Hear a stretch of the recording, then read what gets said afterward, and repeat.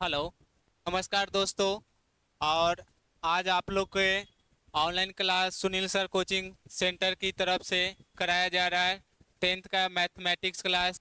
आज आज का क्लास फर्स्ट क्लास होगा और बताया जाएगा आज का क्लास जो आपका त्रिकोणमिति है। त्रिकोणमिति का परिचय है, 8 चैप्टर है और आप लोग को प्रत्येक क्वेश्चन करवाया जाएगा। त्रिकोणमिति त्रिकोणमिति का परिचय है आपका। इसमें आपका अंग्रेजी शब्द में इसे ट्रिगोमेट्री कहा जाता है। त्रिकोणमिति को अंग्रेजी शब्द में ट्रिगोमेट्री कहा जाता है। और ट्रिगोमेट्री, ट्रिगो का मतलब होता है, ट्रिगो का यहाँ अर्थ है थ्री।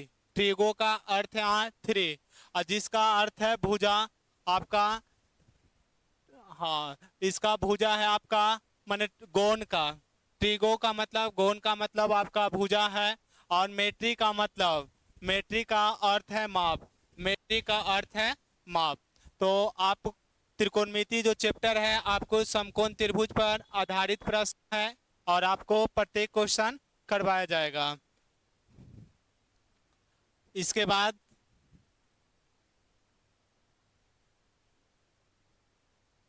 इसके बाद आपका समकोण त्रिभुज, आपका त्रिकोणमिति जो चैप्टर है समकोण त्रिभुज पर आधारित है। इस त्रिभुज को आप पूरी तरह से समझ पाइएगा तो पूरी तरह से सारे क्वेश्चन जो एक्सरसाइज होंगे आपके वो बन पाएंगे। तब यहाँ से एक समकोण त्रिभुज लिए और इसका जो एंगल है, थ्री एंगल है, ए है, बी है और सी है। यहाँ बी है जो आपका समकोण जिसे राइट एंगल बोला जाता है। जो यहाँ बी एंगल है उसे, वो समकोण है, उसे आपका राइट एंगल बोला जाता है। और राइट एंगल के सामने जो बड़ी भुजा होता है उसे कर्ण कहा जाता है। जो बी कोण आपका समकोण है, जो बड़ी भुजा है उसे आपका कर्ण कहा जाता है। ए वाले भुजा आपका कर्ण है। और परपेंडिकुलर जो आपका एक लंब है वो परपेंडिकुलर होता है। ए बी जो भुजा आपका है, ए बी भुजा जो है आपका वो आपका लंब है। और आपका बीसी जो भुजा है वो आपका बेस है। बेस का मतलब आधार होता है। बेस का मतलब आधार होता है। तो सबसे बड़ी भुजा को कर्ण कहा जाता है, ये आपका कर्ण है। और इधर परपेंडिकुलर, परपेंडिकुलर भुजाएं को लंब कहा जाता है, ये आपका बेस है तो बेस को आधार कहा जाता है। तो इसी पे आपका प्रश्न आता है, इसी पे प्रश्न आपका आता है। नेक्स्ट प्रश्न है, नेक्स्ट है त्रिकोणमिति। त्रिकोणमिति में हम मुख्य रूप से, त्रिकोणमिति में हम मुख्य रूप से, त्रिकोणमिति में हम मुख्य रूप से समकोण त्रिभुज के बारे में अध्ययन करेंगे। त्रिकोणमिति में हम मुख्य रूप से समकोण त्रिभुज के बारे में अध्ययन करेंगे। समकोण त्रिभुज, अब राइट एंगल इसे बोला जाता है। समकोण त्रिभुज को राइट एंगल बोला जाता है। और समकोण त्रिभुज वो ऐसा त्रिभुज, एक कोण, वो ऐसा त्रिभुज जिसका एक कोण 90 डिग्री मतलब 90 डिग्री का होता है। और बाकी जो कोण होता है उसे, बाकी जो कोण होता है वो न्यूकोण होता है। तो फिर से आइएगा, राइट एंगल किसे कहा जाता है, समकोण त्रिभुज किसे कहा जाएगा।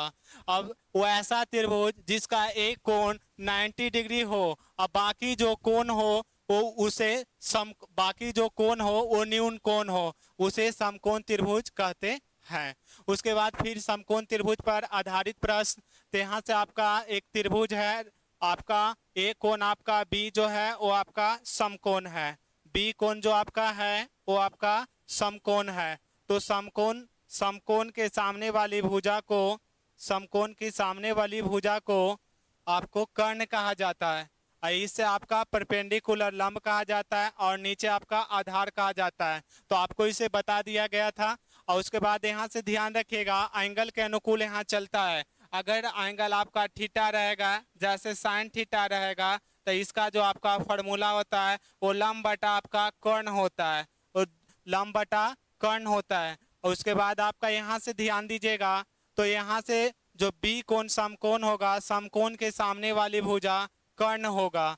और उसके बाद अगर सी एंगल कहा जाएगा तो सी एंगल के लिए आपका ए बी आपका लंब हो जाएगा और बी सी आपका आधार हो जाएगा।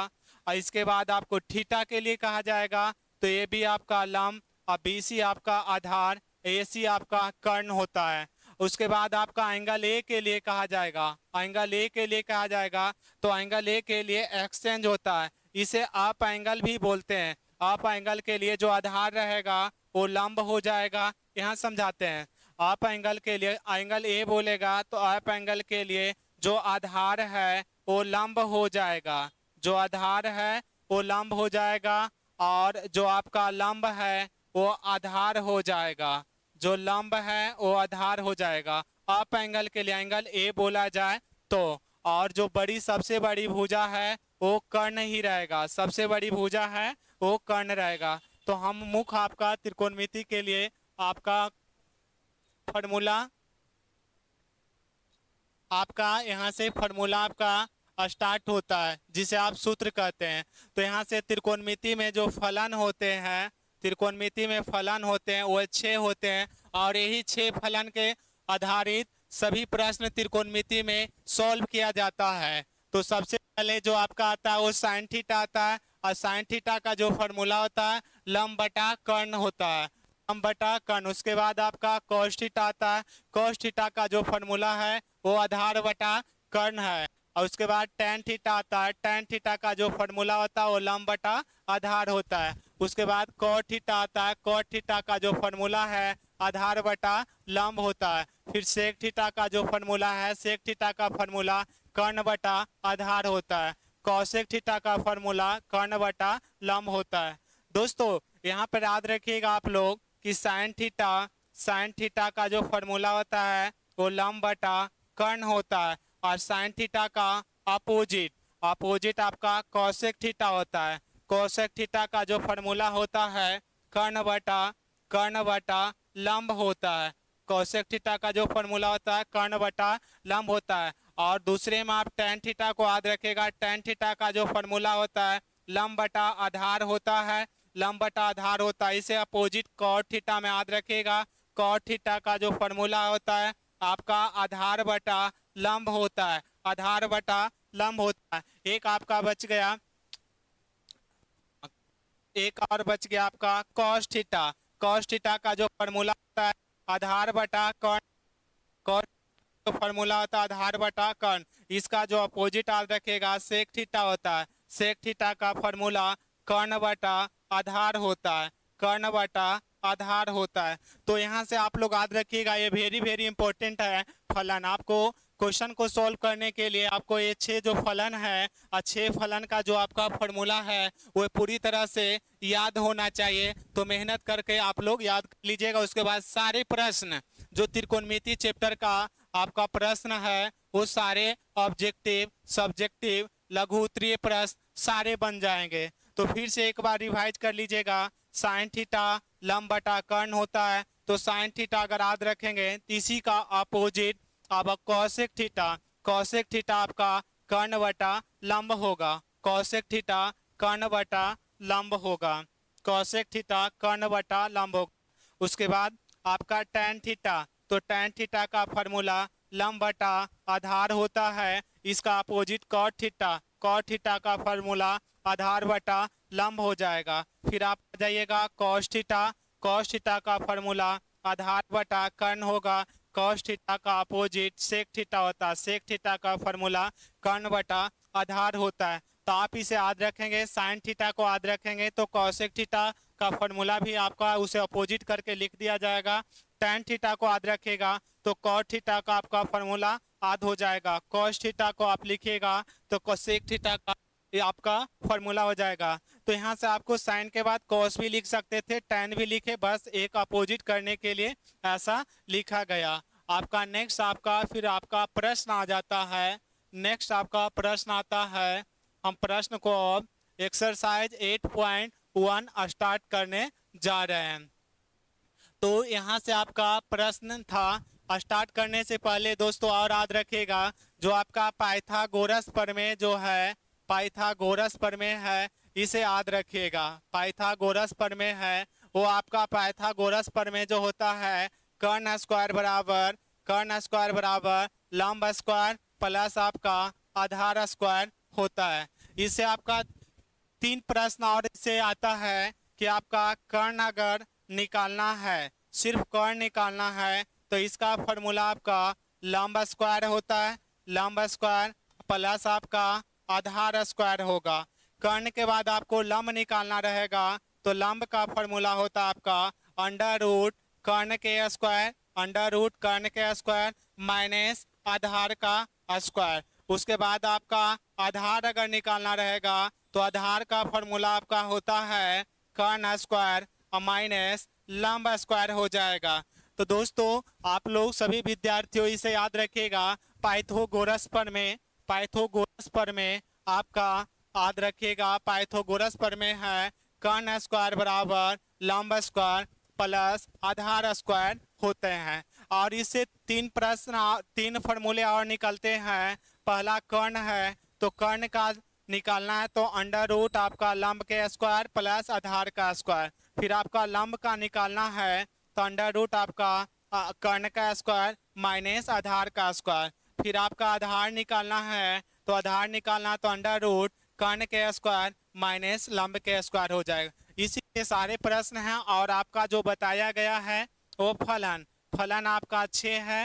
वो 6 जो फलन है, 6 फलन का फॉर्मूला आप याद रखिएगा। 6 फलन का फॉर्मूला आप याद रखिएगा। त्रिकोणमिति चैप्टर के सारे प्रश्न आपसे बन जाएंगे। अब यहाँ से आता है प्रश्न आपका प्रश्नावली 8.1, 8.1 प्रश्नावली 8.1 को सॉल्यूशन किया जा रहा है। तो आप लोग अच्छे से देखिएगा।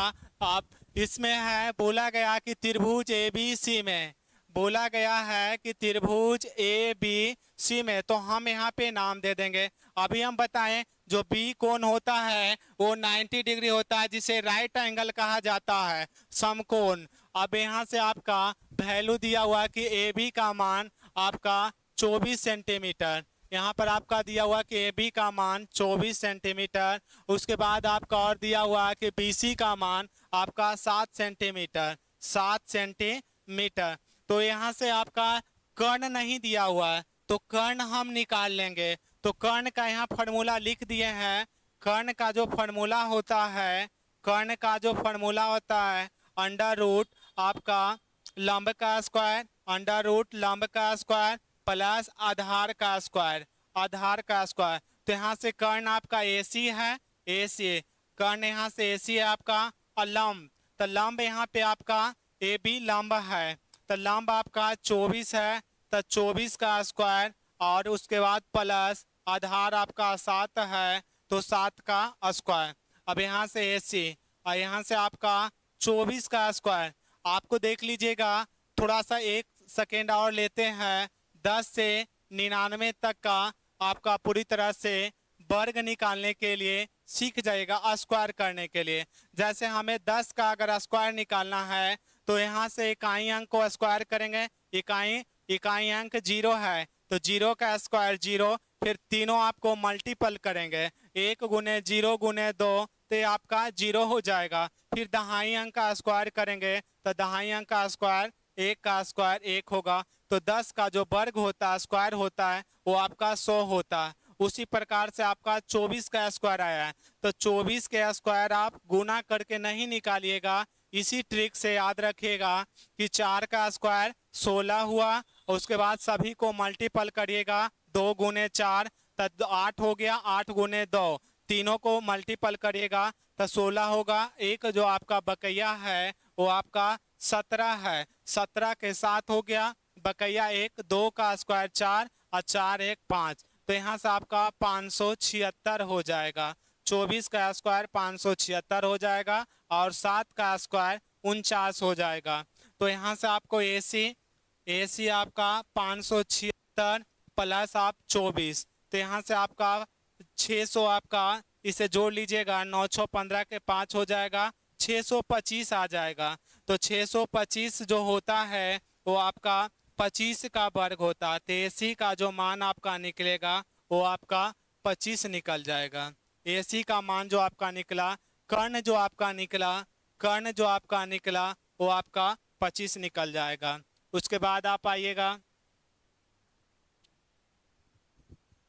उसके बाद आपका इधर सॉल्व किया जाएगा। जो आपका प्रश्न है हम कर्ण निकाल चुके हैं, पहला जो आपका प्रश्न दिया है, पहला जो आपका प्रश्न यहाँ पर है, यहाँ पे प्रश्न है, पहला जो आपका प्रश्न दिया है साइन ए है। पहला जो आपका प्रश्न दिया है वो आपका साइन ए है। तो साइन ए, तो यहाँ से आपका साइन ए, हम बताए थे साइन ए का जो फॉर्मूला होता है वो लंब बटा कर्ण होता है, लंब बटा कर्ण होता है। तो यहाँ से पहला आपका साइन ए, तो लंब आपका, तो एंगल को देखिएगा, एंगल ए के लिए आपका जो आधार है वो लंब होगा। तो यहाँ से लंब आपका 7 है, तो यहाँ से आपका लंब जो होगा 7 हो जाएगा ए एंगल के लिए। कर्ण है वो 25 हो जाएगा। तो आपका पहला साइन ए के लिए आंसर ए हुआ। इसी में कॉमा करके आपका दिया है कॉस ए दिया है, इसी में आपको कॉस ए दिया है। तो कॉस ए का जो फॉर्मूला होता है, कॉस ए का जो फॉर्मूला होता है, कॉस ए का वो आपका आधार बटा कर्ण होता है। कॉसेक ए का फॉर्मूला जो होता है आधार बटा कर्ण होता है। तो कॉसेक ए, यहाँ से देखिए ए एंगल के लिए ये लंब होता है, ए आपका आधार हो जाएगा। तो आधार यहाँ से आपका ए बी हो जाएगा, आधार यहाँ से आपका ए एंगल के लिए ए बी हो जाएगा।